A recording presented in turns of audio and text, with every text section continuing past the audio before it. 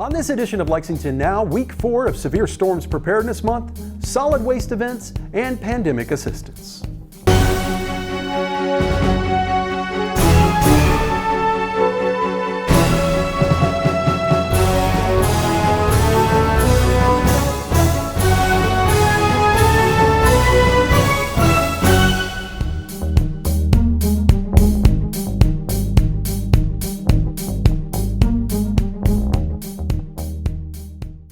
I'm Neil Noah, and welcome to Lexington Now for the week of March 22nd, 2021. This is the final week of 2021 Preparedness Month. We discuss preparing an emergency plan for you and your family. It's week 4 now for our Severe Storms Preparedness Month, and what we want people to be aware of is that they need to have an emergency plan. Know what they're going to do in case there's severe weather. That includes identifying the place in your home or apartment where you can go to be safe. Ideally, the quickest way is a basement. If you don't have a basement, you want to identify an interior room. That could be a bathroom or even under a stairway. You want to put as many walls in between yourself and the outside. You want to make sure you have a battery-operated radio with you so you can tune in and find out the latest information. And make sure your plan includes having a working NOAA weather radio that's programmed to the local station right here in town. It can give you up-to-date weather information and forecasts. Even on those blue sunny days, it's a good idea to know what the weather is going to be like. It's also important to have an emergency kit, and every emergency kit is different. If you have a family, you need to make sure that you've got food, water, medicine, a first aid kit, and everything you need to be self-sufficient for at least 3 days. Some snacks, some books for the kids, change of clothes perhaps. All the things that you would need should you have to go without power. If you have to just stay hunkered down and be self-sufficient for that period of time. If you're single, you can probably pack everything you need in a backpack. Cell phones are important. And it's important to have a backup battery for a cell phone, a flashlight, and other essentials. Make a written list of phone numbers in case that cell phone goes out and you have to make a phone call from someplace else. If you have all the numbers in your phone, you need a reference point. So make sure you write down those important numbers. That's all part of what goes into emergency kit and emergency planning. You can get a lot more information about flooding, tornadoes, thunderstorms, lightning, and serious hazards here in Lexington by going to the website, bereadylexington.com. Follow us on Facebook and Twitter. We try to have all the latest information right there so you know what to expect before it happens. Solid Waste has several upcoming events for Lexington residents to help give you a jump on that ever-important spring cleaning. Here's Lauren Monahan. Well, we've got a lot of exciting events coming up in April. We also have a special event coming up in May as well that we wanted to tell Lexington residents about today. As you can see, we're at our waste management training facility at 1631 Old Frankfort Pike. This is a multi-use area. It actually used to be a landfill. Believe it or not, we're standing on top of an old landfill that we monitor.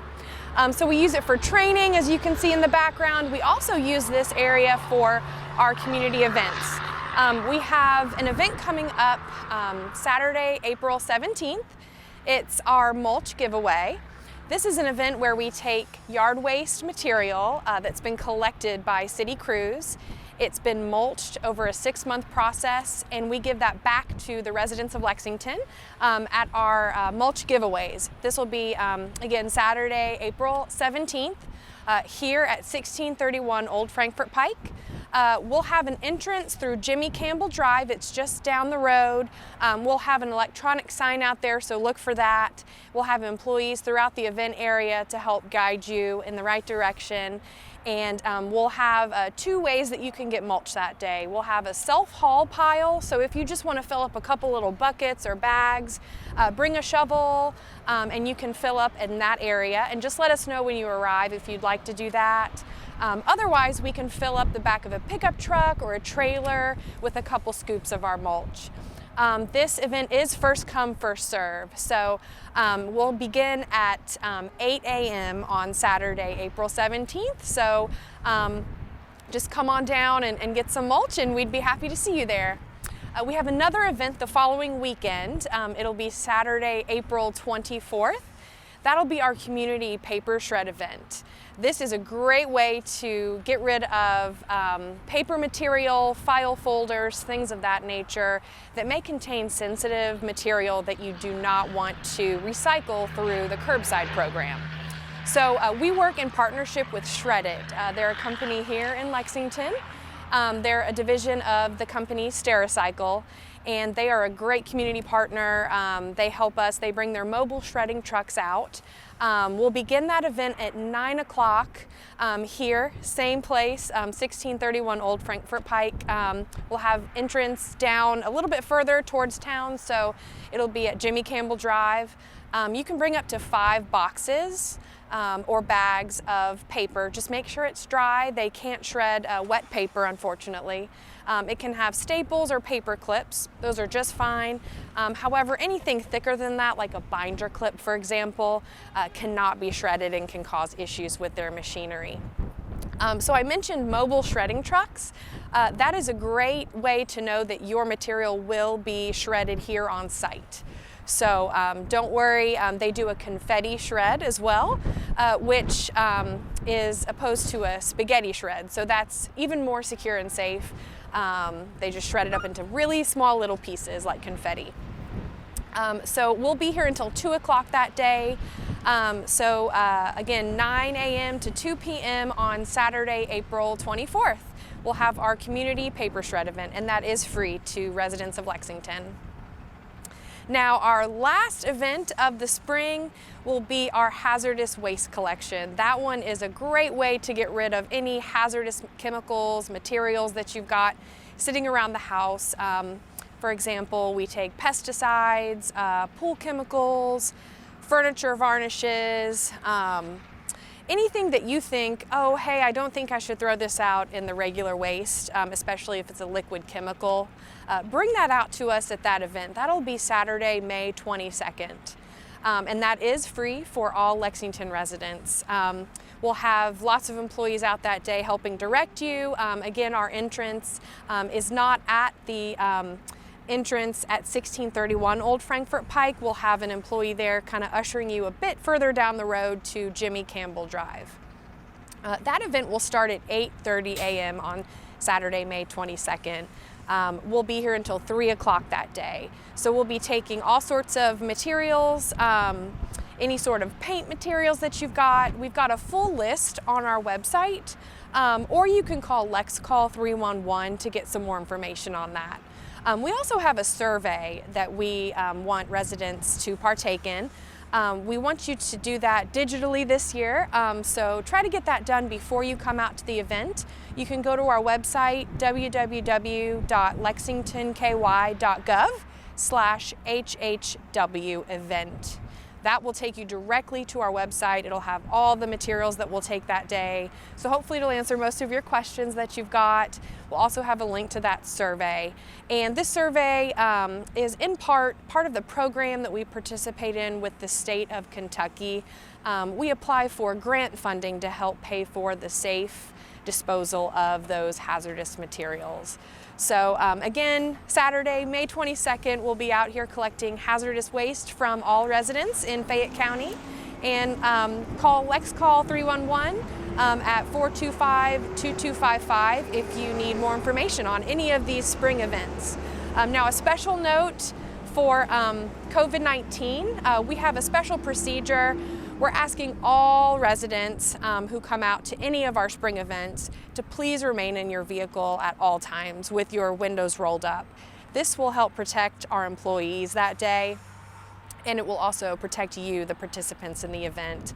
And we'll help unload, so you don't even have to get out of your vehicle. Just stay comfortable inside, and you can just direct us to wherever your materials are, whether they be in the trunk or in the back seat of your vehicle. Just let us know, and we'll make sure to assist you in that way. And we're looking forward to seeing you at our spring events.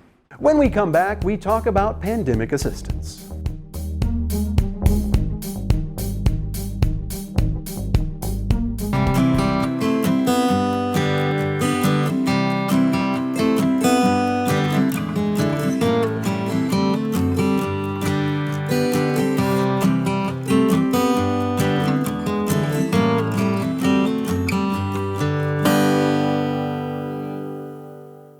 I wear a mask so I can safely fly out of Lexington Airport to go see my grandson. Because I like grocery shopping and going out shopping with my daughters.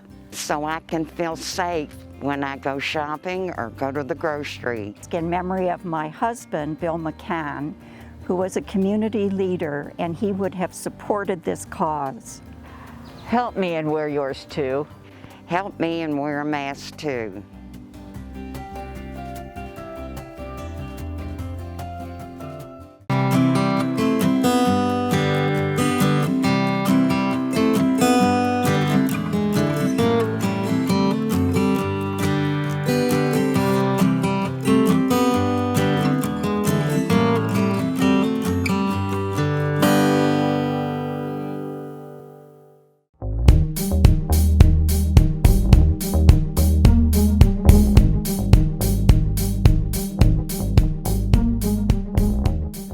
Welcome back to Lexington Now. Lexington has received federal funding to help those struggling to make their rent and utility payments during the pandemic.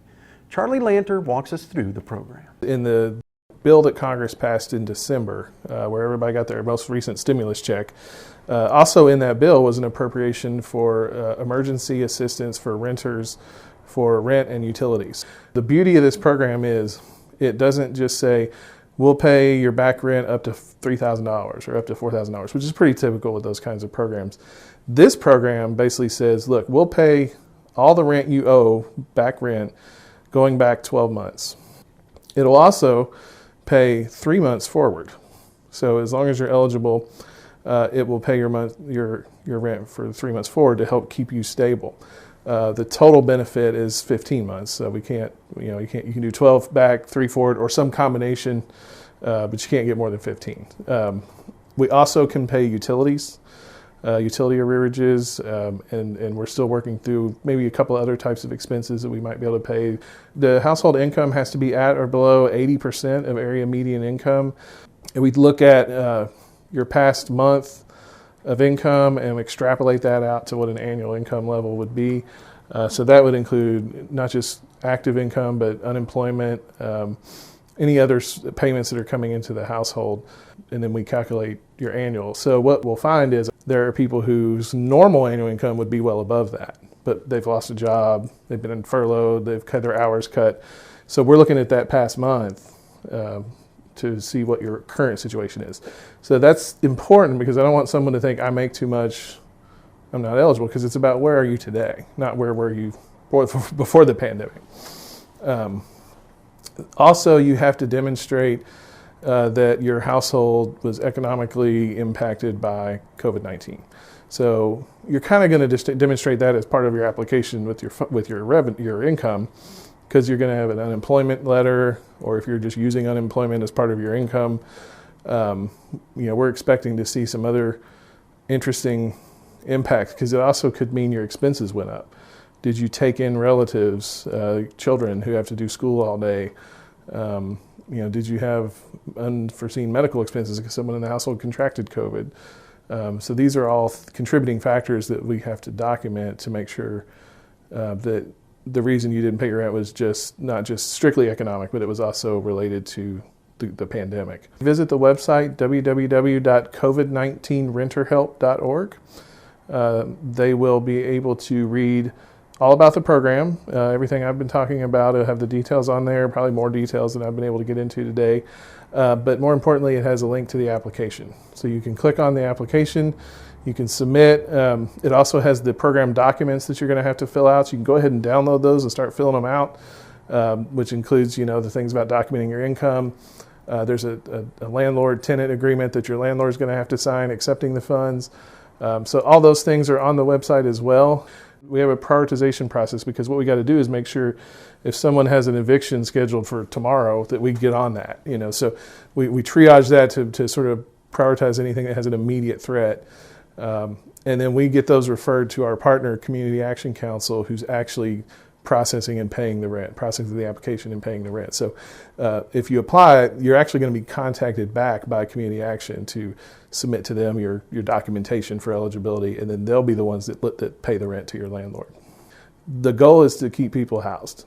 We don't want anyone to get evicted. We don't want anyone to have to go through that. I mean, there is enough stress on families right now. There's enough going on throughout this pandemic. And I know for both landlords and renters, this is difficult, because landlords have mortgages to pay on their properties as well. And so it's a difficult time. It's frustrating for everyone. We ask folks to be patient. When you submit that application, it might be a few weeks before we can get to you to actually process it, just because of the sheer volume. We are receiving hundreds of these applications every week, in some cases hundreds a day. It sort of varies by day, and so it takes time. It takes time to triage that. It takes time to get to everyone. We are ramping up. We're adding staff. We're adding capacity every day. We're getting faster every day. So I just ask both renters and landlords to be patient, but make sure you apply. Make sure you never assume you're not eligible. It's worth a shot. Let's take a look at your file. Let's see if we can help you. Parks and Rec is adding a new option for Fayette County residents: esports. Clyde Dean fills us in. Esports are the competitive version of video games. So what we're doing is we're looking to take video games to the next level. We're trying to give people an outlet for competition, but indoors. So we are going to start off with sports games. We're looking to start with Madden, NBA 2K, FIFA, and Rocket League. And again, we're just looking to give people, students, adults, anyone really, an outlet to compete in video games. Right now, we do have Xbox One, we have PlayStation 4, PlayStation 5, and we're going to introduce some computer games. It's based on what games are on each console. So we are going to have games like League of Legends. We are going to do a lot of MOBAs and a lot of strategy style video games in our later seasons. So we have 3 age divisions. We have 6th grade through 8th grade. We have high school, which is 9th through 12th, and then we have a 18 plus for all adults. So right now, the leagues will be a 8-game season with a tournament afterwards, and that's for the sports games. When we introduce League of Legends and some of the other strategy-based games, we will run more tournaments rather than leagues. Since we are in COVID restrictions, everything's going to be online based. So you would have to have the video game, the console, in order to register and play that game. Post-COVID, hopefully, we are moving towards trying to get a game room. And with that location, we want to give people an opportunity to come play who don't have the games in consoles or can't afford the games in consoles. I want this eSport program to appeal to everyone. It doesn't matter if you're physically athletic or not. A lot of video games, you're using your mind and your thumbs, and I think that's something that everyone can do.